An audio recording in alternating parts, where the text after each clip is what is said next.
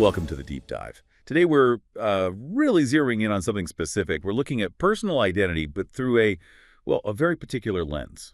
That's right. Our source material is from a daily devotional, Rhapsody of Realities by Pastor Chris, and it lays out this framework around what it calls the inward man. The inward man.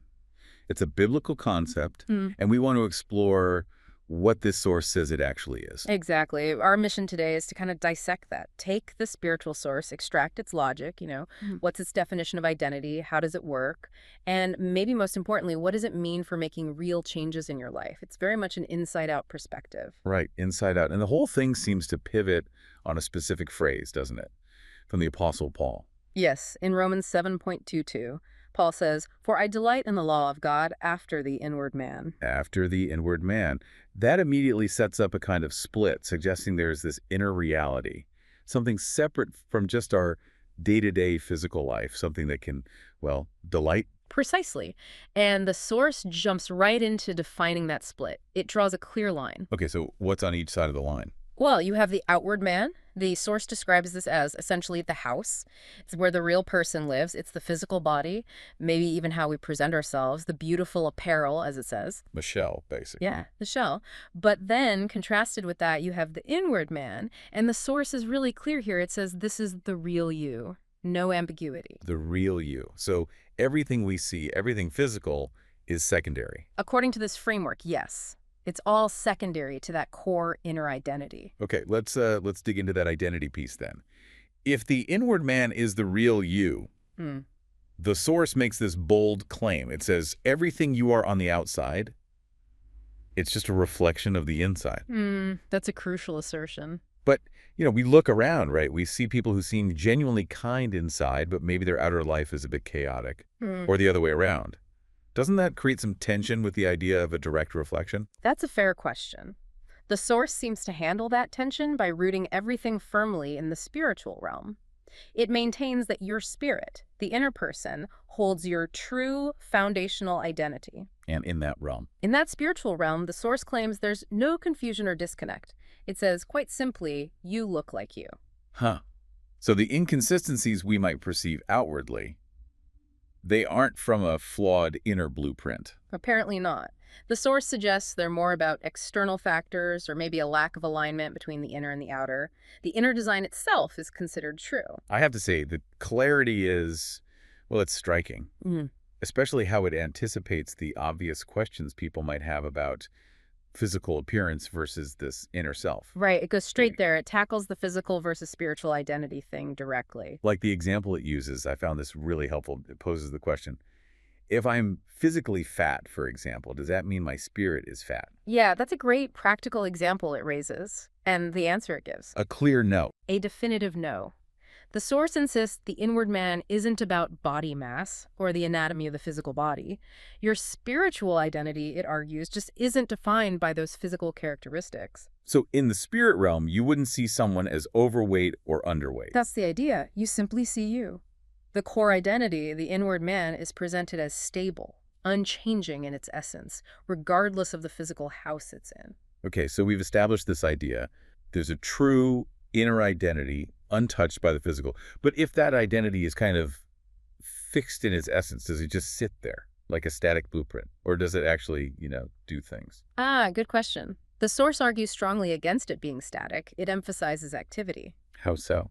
Well, think back to that Romans verse. I delight in the law of God after the inward man. Delighting is an action, an experience. True. It implies awareness, feeling. Exactly. The source describes the inward man as active, aware, and responsive to God. It suggests it has its own form of consciousness, emotions, the ability to make choices, like choosing to delight in something.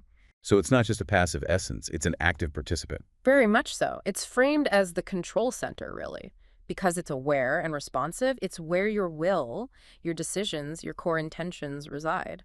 Which leads to the idea of transformation, I suppose. If the inward man is the active core. Then the source says the transformation that really counts, the one that lasts, is the renewal of the inner man. That internal activity, that delight or intention has to be consciously cultivated. Okay, renewal. That makes sense. If the outward man, the body, is subject to wear and tear, aging, entropy, basically. Right. It declines. How does the inner self deal with that? Does it just decline too? No, and this is where the source introduces a really powerful concept, citing 2 Corinthians 4.16. Let me guess.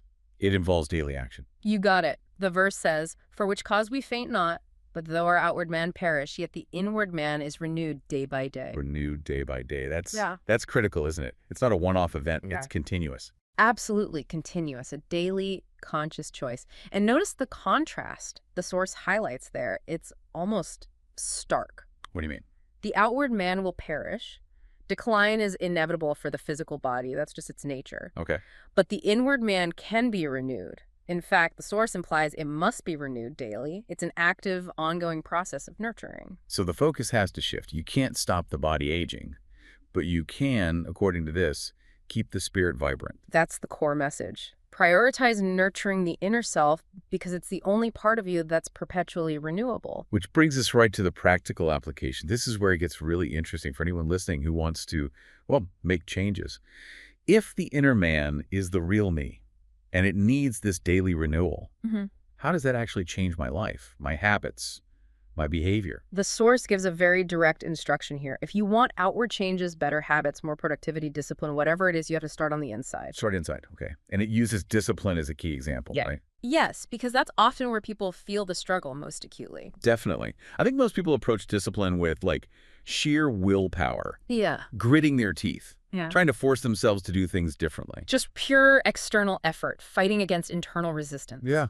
Get up earlier, eat healthier, stop procrastinating. It's all pushing from the outside. And this is precisely where the source offers a completely different path. It states very clearly that discipline isn't achieved by external effort alone. Wait, so trying to force it outwardly, that's not the way. According to this framework, it's inefficient at best because it doesn't address the root cause, the internal state. True, lasting discipline, it argues, begins in the inward man. It's rooted there. Okay, so if I stop just trying to wrestle my outward self into submission, what's the actual method? How do I cultivate that inner discipline so the outer life follows? The source lays out a pretty clear, almost like a 3-step process for this internal work. All right, what's step one? Step 1 is to train your spirit, actively shape that core identity. Train it. Okay. And step two? Step 2 is to feed it with the word. Let's pause on that phrase, feed it with the word. For someone maybe less familiar with this specific devotional language, what does that mean practically? What are we feeding the spirit, and how does that function as training? That's a really important clarification. In this context, the word essentially refers to spiritual truths, principles, scripture.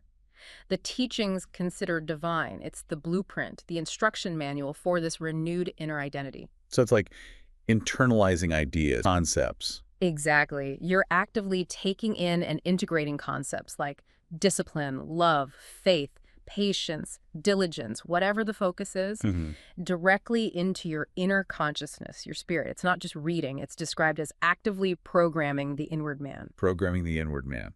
So instead of me trying to force my hands to say, stop hitting snooze, I'm working on embedding the principle of diligence deep inside. Precisely. You're training the inhabitant, not just trying to renovate the house from the outside. You're building internal capacity and alignment.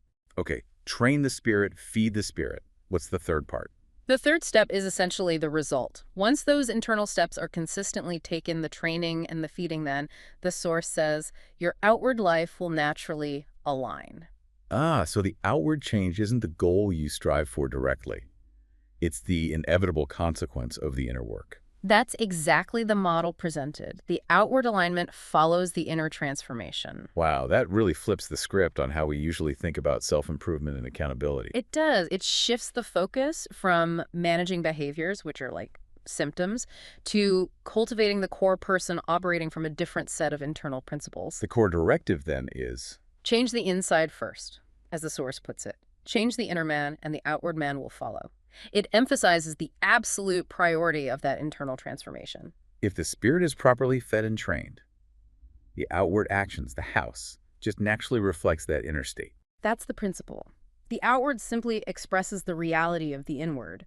So your energy shifts from, constant effort management to consistent identity management. Okay, that gives us a really solid grasp of this framework. We've defined the inward man as the real self, distinct from the physical body. And we've seen the path to change isn't outward force, but this inside-out process of daily renewal. Right. Training and feeding the spirit so the outward life aligns. And I think for you listening, the real value here is how this offers a structured way to think about self-improvement. It takes that sometimes vague goal of getting better and makes it very specific. It really does. It gives a clear priority. Stop battling the external symptoms directly, and instead focus your energy on building that internal capacity. It shifts the focus from pure willpower, which can be exhausting, to a more structured approach of spiritual training and feeding. So, building on that idea, that powerful claim that discipline isn't just about external effort, here's something to think about. If you truly accepted this idea that the real you is the inward man, the resident, not the building, how might that change where you put your energy each day? Good question. What kind of training or feeding would you prioritize? Exactly. If you want those outward struggles to genuinely resolve, not just be suppressed, but to disappear because the core you has changed, where does your focus need to be? Something to definitely mull over. Indeed. That's our deep dive for today. Join us next time. For more information on how you can grow spiritually using Rhapsody of Realities, please visit our website, www.rhapsodyofrealities.org, or you can also visit rin.rhapsodyofrealities.org/salvation. Thank you.